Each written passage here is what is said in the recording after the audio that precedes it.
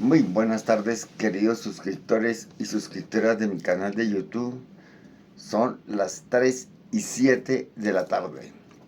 Bueno, compañeros, como es de público conocimiento, de aquí pues el robo de celulares es muy berraco. Y más que todo lo roban los de estrato 1, 2 y 3. Pero si analizamos, aquí los más zampones es la clase política.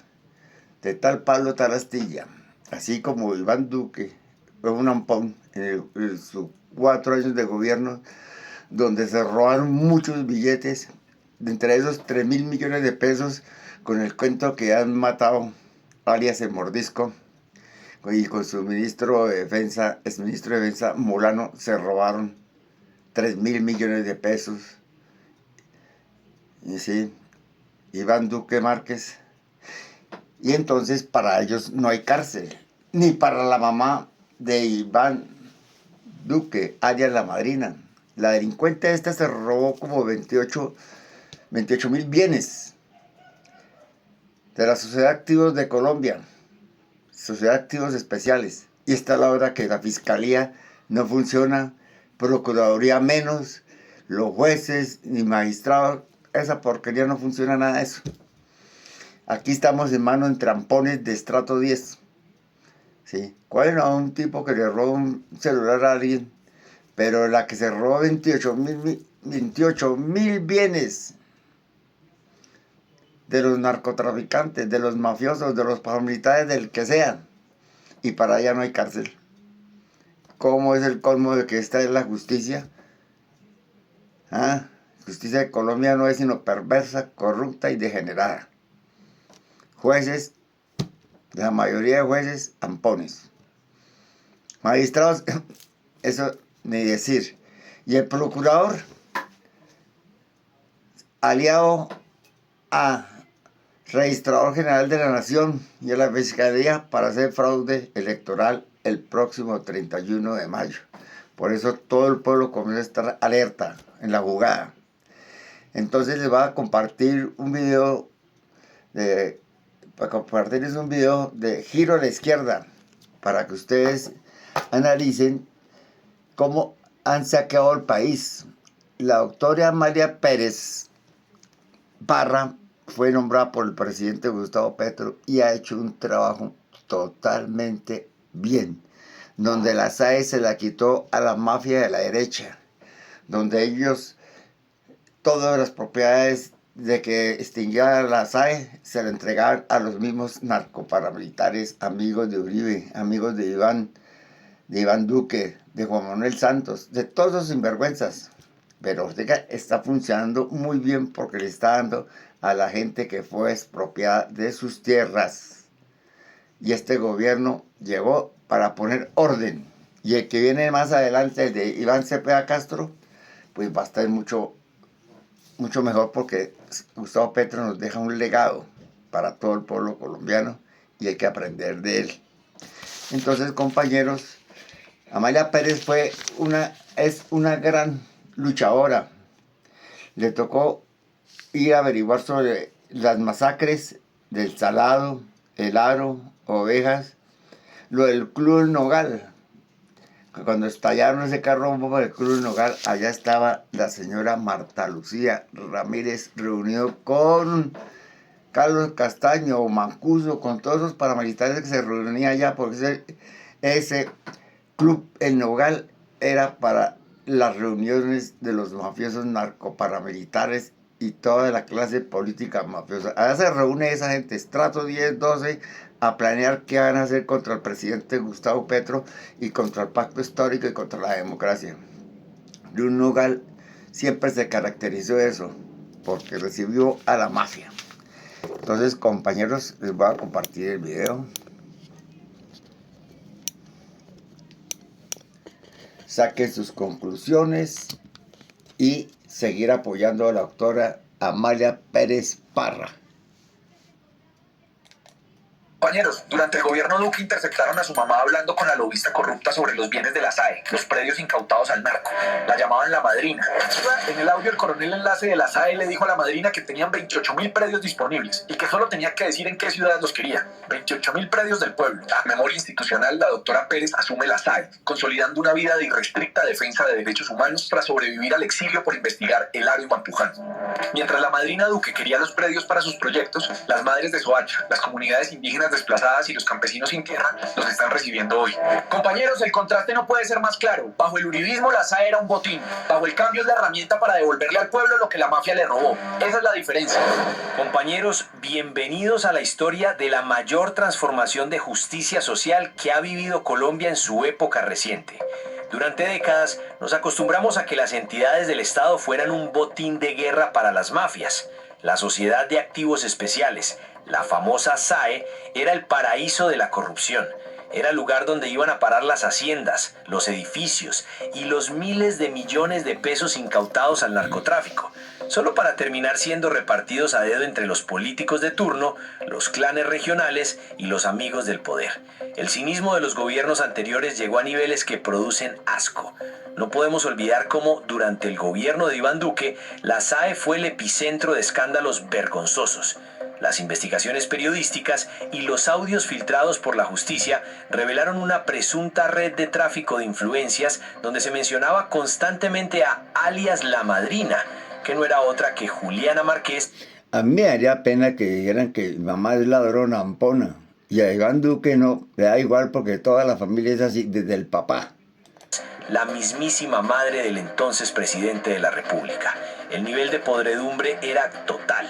Utilizaban, presuntamente, los bienes incautados a la mafia para pagar favores políticos y enriquecer a contratistas corruptos, mientras el pueblo colombiano, los campesinos desplazados y las víctimas del conflicto se morían de hambre en las calles. Pero todo eso se acabó. El gobierno del cambio, liderado por el presidente Gustavo Petro, tomó la decisión de extirpar este cáncer y convertir a la SAE en el corazón de la reforma agraria.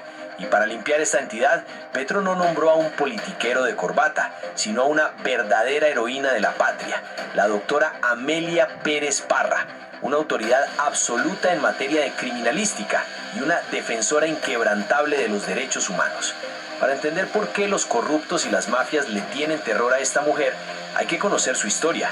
Amelia Pérez no es una funcionaria de escritorio, es una mujer que lleva toda su vida en el Poder Judicial, enfrentando las épocas más sangrientas del paramilitarismo, de los carros bomba y del cartel del narcotráfico. Ella fue la fiscal que pisó el lodo y la sangre para investigar masacres dantescas como la de Mampuján, El Salado y El Aro, desafiando a las mismísimas brigadas militares que intentaban ocultar la convivencia entre la fuerza pública y los paramilitares. Ella fue quien documentó horrores innombrables, como la historia de una joven embarazada de 18 años en Mampuján que tuvo que huir al monte y sobrevivir 3 días comiendo yuca cruda y bebiendo agua de lluvia para que los paramilitares no la asesinaran a ella y a su bebé de 3 años. Esta valiente mujer también fue la encargada de destapar la verdad detrás del atentado al Club El Nogal, subiéndose personalmente a los tejados para encontrar las piezas del carro bomba que el FBI daba por desintegrado. Y el precio que pagó por no arrodillarse ante los bandidos fue el destierro. Los hermanos Castaño ordenaron asesinarla, obligándola a exiliarse en Canadá por 9 largos y dolorosos años junto a su familia. Su propio esposo, Gregorio, un legendario investigador del CTI que descubrió el botín financiero del paramilitarismo en el parqueadero Padilla en Medellín, también fue blanco de la barbarie de un Estado cómplice en una operación donde 14 investigadores terminaron asesinados por descubrir la verdad. Esa es la mujer de hierro que hoy dirige la SAE. Una mujer que, como ella misma lo dice, tiene la piel curtida y le resalan las presiones políticas. Hoy los politiqueros intentan llamar para que no los desalojen de los bienes del Estado y la respuesta de Amelia Pérez es tajante y demoledora. Puede llamar el Santo Padre, pero el desalojo va porque va. Aquí no llegan sino las víctimas. Y bajo esa premisa inquebrantable, el gobierno de Gustavo Petro ha logrado lo que parecía imposible: una sinergia espectacular entre la SAE y la Agencia Nacional de Tierras, dirigida por el doctor Juan Felipe Harran. Esta dupla de gigantes está ejecutando la política de la vida. Están yendo a las regiones para arrebatarle las tierras a las economías ilícitas, a los viejos narcos, a las nuevas generaciones de paramilitares, al clan del Golfo y a la delincuencia de cuello blanco, para transferirlas directamente en las manos de los campesinos, los afros y los indígenas. Como bien lo visiona este gobierno progresista, el campo colombiano está destinado a ser la despensa del mundo, pero el gobierno del cambio no se detiene en entregar un simple pedazo de tierra.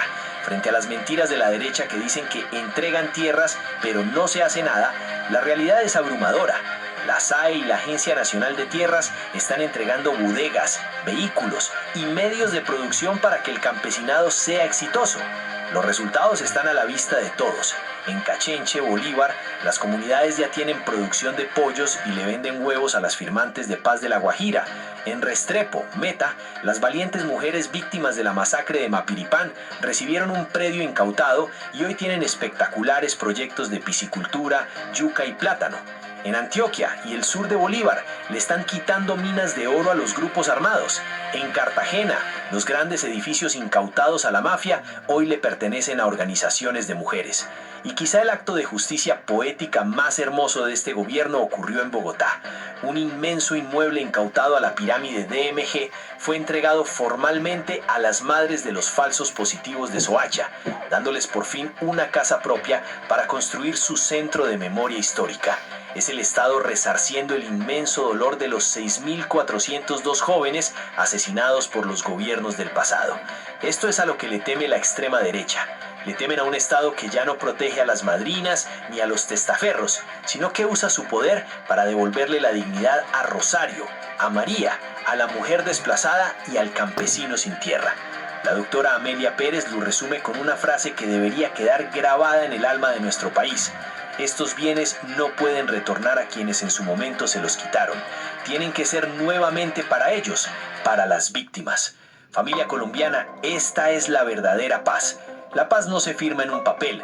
La paz se construye cuando le quitamos la riqueza a los corruptos y a los mafiosos y se la devolvemos a las manos laboriosas de nuestro pueblo. El presidente Gustavo Petro, Amelia Pérez y Juan Felipe Harman están haciendo historia, enfrentando tutelas, demandas y ataques mediáticos de una oligarquía que se niega a soltar sus privilegios. Hoy te hemos contado la verdad que los noticieros corporativos te quieren ocultar, porque a ellos les conviene que no conozcas la historia para que los mismos de siempre la vuelvan a repetir. Compañeros, respóndanme esta pregunta sincera. Después de conocer la desgarradora historia de supervivencia de la doctora Amelia Pérez, el escándalo de la madrina en el gobierno anterior y ver cómo hoy el gobierno de Gustavo Petro le entrega las mansiones de los narcos a las madres de Soacha, ¿qué mensaje de respaldo le envías hoy a la SAE, a la Agencia Nacional de Tierras y a nuestro presidente? Haz que la voz del pueblo retumbe en los comentarios. Destrocemos la mentira de los medios tradicionales. Suscríbete ahora, dale un like inmenso a este video y compártelo en absolutamente todos tus grupos de WhatsApp. La tierra es para quien la trabaja. Hoy vamos a hablar con la presidenta de la Sociedad de Activos Especiales de la SAE, la doctora Amelia Pérez Parra. Qué honor tenerla, doctora Amelia. Sea usted bienvenida a Entrevistas con Alma de País. Muchas gracias, muy amable. Alma del País para mí es algo muy significativo. ¿Por qué? Porque desde el cargo donde yo estoy actualmente me siento muy comprometida con las comunidades, con los campesinos, con los indígenas, con los afros, con la comunidad de LGBTQI+, con todos aquellos que han sido víctimas del conflicto armado. La doctora Amelia es una autoridad en materia de criminalística y por supuesto en materia de derechos humanos. Ya le voy a preguntar por su historia, que es hermosa, además dura, ¿no? Una historia dura, pero ha hecho realmente muchas cosas usted por los derechos humanos en el país. Muchas gracias. El país se lo reconoce. Gracias. Bueno, siempre quisimos que fuera la fiscal, ¿no? Gracias. Maneja mucho el tema, ¿no? Maneja mucho el tema. Bueno, yo toda mi vida estuve en el Poder Judicial. Claro. Toda mi vida fui tanto juez como fiscal, tomé muchas decisiones en épocas muy duras. Fue la época del paramilitarismo, la época de las bombas, la época del narcotráfico. Pues tocó pasear por todo eso a la hora, la verdad. Y pues yo le doy gracias a Dios que logramos salir adelante. Y hoy está al frente haciendo un trabajo, por ejemplo, con el doctor Harman en materia de tierras, en un tema muy fuerte, que es quitarle a los narcos y a los bandidos, quitarle las propiedades que han adquirido ilícitamente.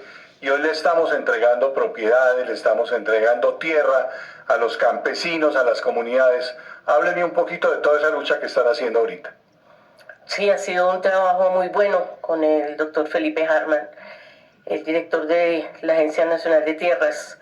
Empezamos a trabajarlo en el 2025, yo llegué a finales del 2024, pero a partir de enero, febrero empezamos a trabajar muy bien con Felipe Harman, algo espectacular. Hicimos 2 convenios y lo que se está haciendo es que estas tierras, fruto de las economías ilícitas, llámese narcotráfico, paramilitarismo, cartel de la toga, delincuencia blanca, delincuencia de cuello blanco, etcétera, etcétera, toda esta tierra que estaba allí quieta, acumulada, se empezara a transferir para ser entregada a las comunidades, a los campesinos.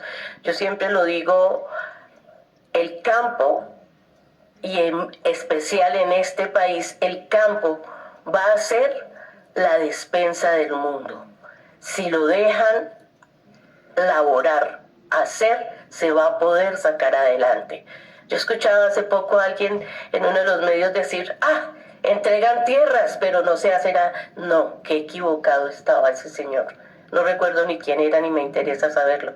Simplemente digo yo, se manipula la información para no decir que también, por ejemplo, nosotros desde la SAE tenemos convenio con otras entidades del Estado para no solamente entregarles las tierras, sino apoyar entregando otros medios para producción del campesinado. Es más, desde la SAE estamos entregándoles bodegas, vehículos, todo lo que podamos para que los campesinos puedan seguir adelante. Y todas las comunidades, porque no es solamente para los campesinos, los afros, los indígenas. Hemos buscado cobijar a todo el mundo en esto.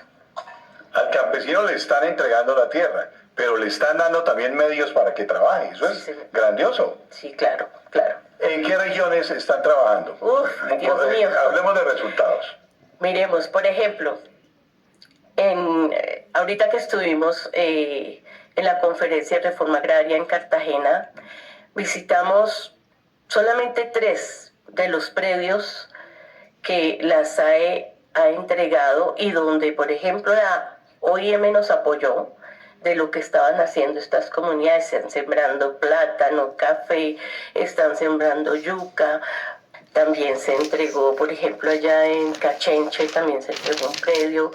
Allí hay una producción de pollos. Desde ahí están vendiéndoles huevos a personas en La Guajira que hacen parte de quienes en su momento suscribieron el proceso de paz. Ellos les venden los huevos a este grupo en La Guajira. Nomás aquí cerca, en el Meta, en Restrepo, hay unas víctimas, unas mujeres que fueron víctimas de la masacre de Mapiripán, y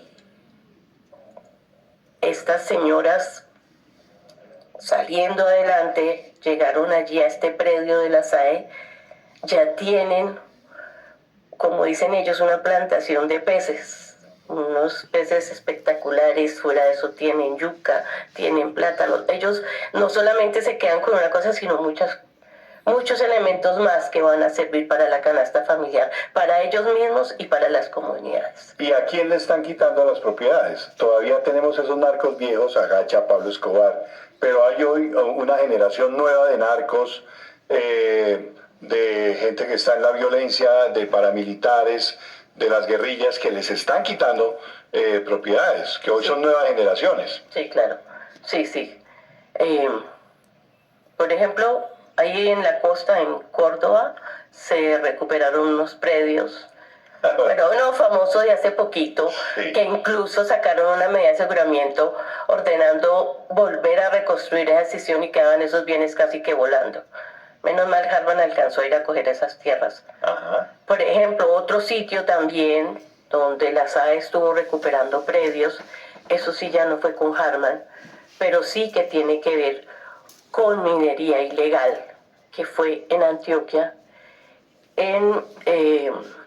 Ahí está una parte de la serranía de San Lucas y en el sur de Bolívar que le están quitando al ELN minas sí, de oro, también, sí. No, pero estos son unos predios muy grandes que hay allá, que se recuperaron esos predios y allí estaba el Clan del Golfo. ¿no? Ujú. Entonces, ahorita, por ejemplo, de allí se recuperaron dos grandes plantas de energía que yo dispuse que una fuera para un sitio en el valle y la otra va a ir para un sitio en el Chocó. No les voy a decir todavía dónde, porque nos tienen que acompañar. Claro. O sea, lo vamos a entregar prontamente para ayudar a las comunidades del Chocó. Luz, ¿no? Luz para las comunidades. Esa es la idea. Energía. Por lo menos que sirva para generar allí algo. En Cartagena, por ejemplo, quitaron unos predios, unos edificios grandísimos, lo vi porque estuve allá, se los entregaron a organizaciones de mujeres. Sí, señor. Qué cosa tan espectacular. Sí, se ha entregado por todo el país, en Cartagena. Aquí en Bogotá, aquí hicimos la entrega de un inmueble que era de DMG y se le entregó a las madres de los falsos positivos de Soacha. Ese día fue espectacular la entrega con ellas. ¿Qué les dieron a ellas? Una casa. A una casa. Y Una ahí casa. ellas se organizan, hacen sus... Sí, ya incluso me encontré hace poco aquí en una reunión en la Casa de Nariño con la directora del Centro Nacional de Memoria Histórica. Me dijo que les estaba colaborando para organizar allí su centro de memoria, porque es imposible que vayan a quedarse 1.402 jóvenes olvidados, no se puede. Estamos en entrevistas con Alma de País, con la doctora Amelia Pérez. Ella es la presidenta de la Sociedad de Activos Especiales. Un testimonio de vida y un personaje realmente. Una autoridad en materia criminalística en el país. Ya volvemos.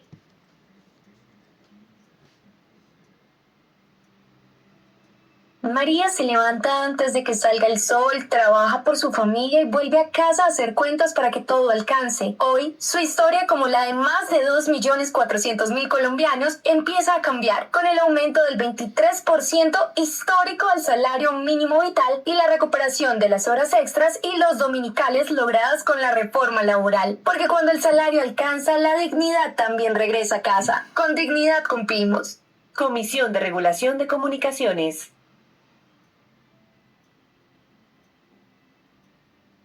Estamos en entrevistas con Alma de País, con la presidenta de la SAE, la Sociedad de Activos Especiales, la doctora Amelia Pérez. Un testimonio de vida y realmente mirar los resultados, cómo se le está quitando las propiedades, dinero también están quitando, ¿no?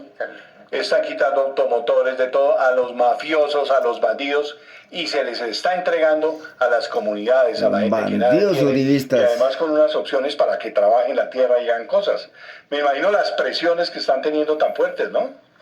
Bueno, te cuento que sí, hay quienes pretenden llegar a la SAE a buscar, pero qué pena. Yo fui muy clara desde el principio y dije, aquí no llegan sino las víctimas. Yo no acepto a nadie más. Ajá. Pueden decirme que viene de parte de Pepito o que viene de parte de María, no me interesa. Yo se los dejé muy claros a los funcionarios de la SAE. Así fuera la No, fiscal general. Aquí se va a trabajar es por las víctimas y para las víctimas. El resto, yo no acepto. Por ejemplo, cuando se van a recuperar bienes, que llamó fulanita de tal o fulanito de tal, que por favor no saquen ahí. Le dije, mire, puede llamar el Santo Padre. Pero ese bien se recupera y el desalojo va porque va, punto. Así se habla. ¿Hay presiones políticas? Harta. A eso me refería ahorita. Bueno, me imagino que... Pero yo no, perdónenme, pero como yo lo digo ya, a estas alturas yo digo, a mí las cosas me resbalan. Por fuera pueden decir lo que quieran, no me interesa. Además lleva peleando contra los bandidos toda su vida. A mi vida ha tocado desde que me decidí por estudiar el derecho penal y empezar a trabajar en ello. Le tocó trabajar, por ejemplo, en búsqueda de personas desaparecidas, desplazados en masacres como la de Mampuján, por ejemplo, Sí. la masacre del Aro, Sí. también estuvo allá, en el Club El Nogal, o sea, ha manejado unos casos durísimos. Señor. Sí. Cuénteme un poco de eso, doctora. Bueno, esa época fue difícil. Cuando llegaba uno y recogía las pruebas, llegaba a los sitios, a los territorios. Recuerdo mucho la masacre de Mampuján porque eso fue en Montes de María. Yo tuve que desplazarme hasta allá, llegamos a Cartagena. De Cartagena íbamos hasta el sitio. Escasamente el ejército pues sobrevolamos la zona, me dijeron que no se podía aterrizar porque ya habían levantado la seguridad. Yo llegué a San Juan de Pomuceno. Cuando llegué a ese pueblo me tocó ver a las pobres mujeres que iban con sus niños, con lo que llevaban puesto. Vueltas nada, la mirada perdida, una cara de tristeza que eso no lo olvida uno nunca. Y obvio, venían de ver cómo les mataban a sus esposos, a sus hijos, a sus padres, a sus hermanos, porque mataban generalmente a los hombres y sacaban a las mujeres. En ese caso hubo algo muy especial, y es que había una pelada, una muchacha, yo creo que no tenía más allá de 18, 19 años, que estaba en embarazo. Paramilitar que llegó allá a la casa, fue por la noche que llegó el tipo. Sacó al papá, sacó un tío y el compañero de ella y le dijo, cuento hasta 5 y si usted no se ha ido, ella tenía un niño como de 3 añitos y estaba en embarazo, le digo, la mato, igual que a ellos. La muchacha empezó a correr por entre el monte, duró 3 días perdida, alimentando al niño pequeño, y ella misma de la yuca que encontraban, obviamente la raíz cruda, porque qué más, del agua que se formaba por la lluvia, porque no tenían que tomar. Yo con eso yo quedé marcada al ver esa situación. Fue en marzo, sí, para esta época, porque fue después de la masacre del Salado. Y hoy en día, estando aquí en la Sociedad de Activos Especiales, he tenido la oportunidad, perdóneme, Tranquila. de sentir que estoy recompensando a estas pobres mujeres, como las tuve que ver allá y verlas cuando por lo menos les entrega uno un predio. La primera oportunidad que tuve fue cuando fui a llevar comida a Usme y vi a estas pobres mujeres con sus niños, pero tenían otros rostros, otras caras, y yo dije, no, estos bienes no pueden retornar a quienes en su momento se los quitaron a ellos. Tienen que ser nuevamente para ellos. Y ahí estamos dando la pelea, porque no crean que es fácil, no es fácil, no es fácil. Desgraciadamente, y en estos momentos se está dando, hay quienes pretenden recuperar de la manera que sea esos bienes. Nosotros somos víctimas de tutelas, de sacatos, de todo lo que ustedes quieran. Nos demandan por una cosa, por la otra, con tal de que no pierdan, entre comillas, sus bienes. Ahora hablan de una expectativa futura para tratar los funcionarios por ahí de dejar esos bienes en manos de esta gente. Yo digo, no hay derecho. Yo decía, si alguno de esos funcionarios que hoy en día está haciendo eso hubiera vivido lo que yo tuve que vivir en esa época como fiscal, como juez, no hacían eso, no lo hacían. Dejarían que esos bienes regresen a quienes en realidad deben de tenerlos. Le tocó también la masacre del Aro, ¿no? Sí, claro. Allí fue algo muy duro. Yo inicialmente quise mandar unos funcionarios de la zona de Antioquia, ellos mismos me pidieron que no lo hiciera porque pues tenían temor por sus vidas. No los pude mandar allá. Pero otros funcionarios fueron y me colaboraron a recuperar muchas piezas procesales. También recuperé piezas procesales que estaban en la Procuraduría, excelentes piezas, porque teníamos respecto de los paramilitares, pero nos faltaba la información respecto de los militares. Esto, tengo que decirlo, se recogió básicamente por la información de Procuraduría. ¿Por qué? Porque cada vez que yo pedía visitar la zona de la masacre y ordenaba diligencias allá, me llegaba un comunicado de la gobernación donde decía no se puede, o el mismo ejército, la 4ª brigada, que decían no se puede aterrizar en la zona, no se puede ir a la zona por problemas de orden público. Yo fui dejando constancia de todo eso está en ese expediente. Espero que no lo hayan desaparecido. Usted logró probar mucha connivencia de grupos, por ejemplo, grupos paramilitares con miembros de la fuerza pública. Sí, claro. No solamente en esa masacre, en la masacre de Pichirín, por ejemplo, yo vinculé a miembros de la Policía Nacional, de la Armada, incluso en muchas de las masacres. En la masacre de Mampuján, vinculé también funcionarios de la Brigada 11, recuerdo tanto, sí, porque sí había es que era imposible. Yo recuerdo porque yo hacía las inspecciones judiciales y traía la información allí al proceso, donde usted veía perfectamente que prácticamente venía la gente que iba a cometer la masacre de los paramilitares y era como si el ejército mirara para allá atrás, o no estaban en la zona, o la policía. ¿Qué es esto, por Dios? Esto nos da para más programas, doctora Amelia, pero bueno, vamos a tratar de mirar y de ser un poquito más breves, porque además vivir cosas tan fuertes como la que ha tocado, por ejemplo, lo del Nogal, fue una cosa espantosa, porque ahí ya fue con las FARC, ¿no? Sí. Usted encontró la evidencia del motor del carro. Sí. ¿Cómo fue eso? En los primeros 5 días, cuando yo estaba haciendo una inspección judicial, llegó un grupo de la ATF que... ¿Era la de los Estados Unidos? Sí, exacto. Sí, exacto. Y empezaron a mirar el sitio donde supuestamente estaba el vehículo.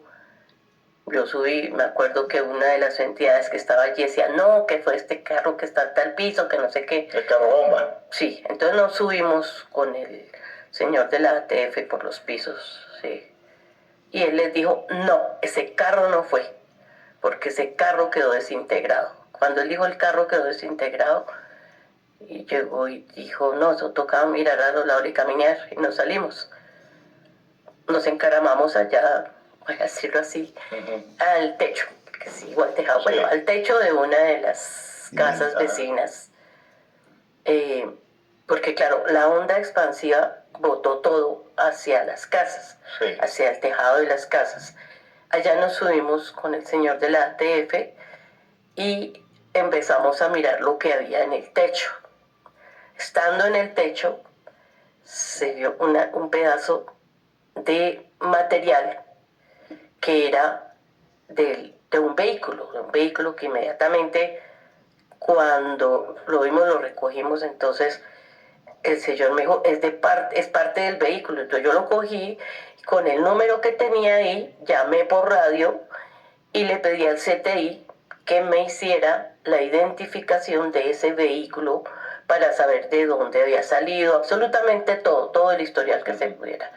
Y efectivamente, en menos de 3-4 días ya teníamos la identificación del vehículo, teníamos quién supuestamente había comprado el vehículo, que lo pagó en efectivo. Todo se hizo aquí en la autopista norte con 127, era para esa época que quedaba autonal. Y ya se empezó a hacer toda la averiguación, se llegó a buscar a la persona que había hecho la venta del vehículo. Obviamente utilizaron documentos falsos, pero el señor al que yo entrevisté me dijo, Ay, pobrecito, el que compró el carro. Le dije yo, ¿cómo así? ¿Por qué? Pobrecito. Es que él murió ahí, era el profesor de squash. Arellana. Sí. Entonces, Arellana. Y el tío también estaba metido. Bueno, ya empezamos ahí. A divagar. Como se dice, alar las pitas. Pero eso en cuanto a los materiales. Hay que decirlo así. Hoy voy a ser infidente. Yo ya he dicho, yo rendí declaración en la JEP sobre este caso. Y sé que ahorita están trabajando el caso 10, que es donde está el Nogal.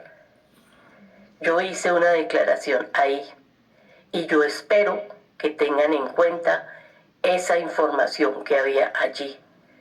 Porque cuando yo retorné de mi exilio, me encontré con que decían que había otras personas involucradas, que había otra información que yo decía, pero ¿cómo así? Yo sé que recogí. Me di a la tarea de revisar el expediente página por página con mi hijo, que es antropólogo social. Y me encontré con que cuando yo estaba llevando el proceso, al mismo tiempo se estaba llevando un proceso paralelo. Toda esta información la tiene la JEP. Espero que actúen. Porque si bien es cierto, pueden estar las FARC ahí, también hay otra responsabilidad y es el Estado el que tiene que responder. Una revelación de la presidenta de la SAE, la doctora Amelia Pérez, en el caso de la masacre del Nogal. Un carro bomba, 38 muertos sí. en el Nogal. Un carro bomba que estremeció a Bogotá. Bueno, hay muchas cosas que le quisiera preguntar, pero el tiempo se me agota. Estuvo en el exilio, doctora Amelia, 9 años en Canadá, exiliada. Además, los mismos Castaño, Vicente Castaño ordenó asesinarla, ¿no? Usted tuvo que asilarse en Canadá por 9 años con su familia. Sí. Efectivamente, yo salí con toda mi familia.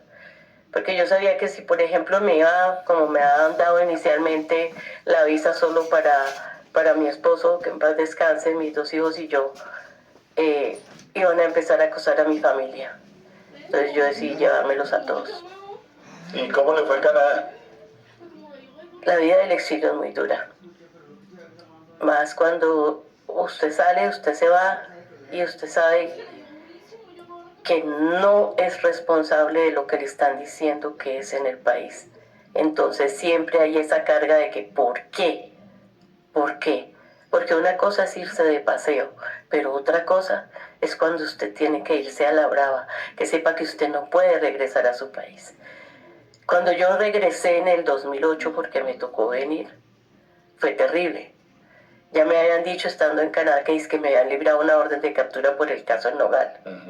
Yo tuve que pedir desde Canadá que verificaran si existía algún proceso contra mí. Obviamente pues no había nada. Claro. Pero eso era lo que manejaban los medios en esa época. Y me lo hicieron saber allá. Me habla usted de su esposo, también uno de los grandes investigadores que tuvo la Fiscalía, que le tocó el caso del parqueadero Padilla. Sí. El parqueadero Padilla fue como un parqueadero en Medellín donde encontraron el gran botín, donde estaba toda la información del paramilitarismo en Colombia. ¿Es correcto o no? Sí, la información de toda la base económica que tenían del paramilitarismo. Esa labor la hizo Gregorio y la hizo en base a la figura de la flagrancia. O sea, para que quienes no conozcan qué es la flagrancia, como dicen coloquialmente algunas personas, es coger con las manos en la masa a los que están haciendo algo malo.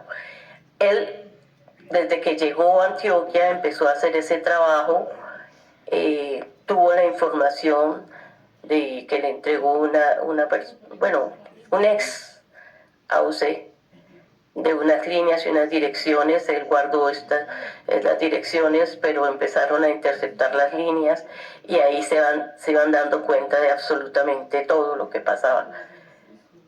Ya llegó un punto, pues pensaban que eran otras autoridades las que estaban haciendo eso, menos el CTI. Cuando llega el punto en que tiene que destaparse el CTI porque cogen en flagrancia a René y otro grupo de personas que llevaban uniformes para una base madre de las autodefensas. Él dice, no, ya toca ir a allanar esos dos sitios. Uno de esos sitios era el parqueadero de Padilla, parqueadero Padilla, que irónicamente quedaba al frente de la Alpujarra, donde se encontraba la Dirección Regional de Fiscalías. Él va, hace el operativo con muchos hombres, allí encuentran este material. En ese momento se captura a Jacinto Alberto Soto Toro, alias Lucas, lo ponen a disposición de la Regional de Fiscalías y después ya Gregorio se vino para Bogotá porque lo iban a matar allá, logró, gracias a Dios, venirse con vida en ese momento. Estando aquí, pues ya no tenía nada que ver él con el CTI, ya había entregado todo a la Fiscalía Regional, ordenan el traslado del expediente y algo que yo todavía me pregunto y espero que algún día alguien me lo conteste. ¿Por qué ordenaron trasladar el expediente por tierra? Lo trajeron en un camión, ¿no?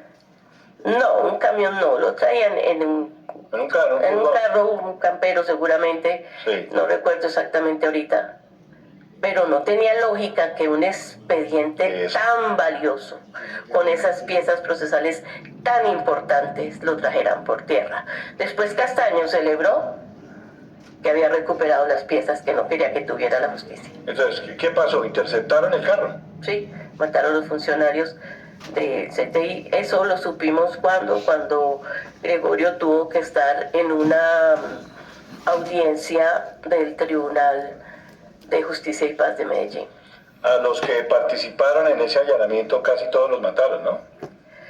14 funcionarios. Imagínense ustedes, 14 funcionarios que estuvieron en el operativo, los mataron. No en el operativo, ojo, no en el operativo, en la investigación. Ah, ok, como investigadores. Como investigadores. Sergio Parra no estuvo en el operativo. Gregorio lo hizo llamar al finalizar el operativo. Son tantas las cosas que usted nos puede contar y que nos quedamos en punta, doctora Amelia. Pero sí quiero que el país reconozcan a la doctora Amelia Pérez, porque usted es una heroína de esas que no conocemos mucho, que se ha enfrentado a los bandidos de este país, que se ha enfrentado con la delincuencia y que ha hecho una lucha y sigue haciendo una lucha sin cuartel. El país se lo agradece, doctora Amelia. Muchas gracias. ¿Y ahora qué sigue? Espero, como dice, irme a mis cuarteles de invierno, algo que decía Gregorio, que ya no se va a poder hacer con los dos. Y recordamos a su esposo Gregorio, que trabajaron de una forma muy grande por este país, muy grande. La impunidad todavía sigue siendo muy grande. Todas esas masacres y todo eso castigaron a la gente. Difícil. Doctora Amelia, muchas gracias por haber estado en las entrevistas con Alma de País. Bueno, compañeras y compañeros de mi canal de YouTube, como vemos, el crimen, el daño que ha hecho el narcoparamilitarismo, el uribismo más exactamente. Por eso en estas elecciones del 31 de mayo, no más uribistas, no más al poder, nada de paloma, porque donde vuelven al poder, vuelven a repetir nuevamente las masacres, vuelven a repetir los hornos crematorios, ¿sí? Eso es muy delicado. Ya la gente tiene conciencia y no queremos más sangre. Eso se lo dejamos a las vampiras, chupasangres, y a Drácula, Paloma Valencia, María Fernanda Cabal, Paola Holguín, Alba Uribe Vélez, Marta Lucía Ramírez y todos los secuaces del Centro Democrático. Muchas gracias y feliz tarde y buen provecho en su almuerzo. Por favor, suscribirse a mi canal, dar un me gusta, una opinión y reproducir estos videos y oprimir la campanita de notificación. ¡Feliz día!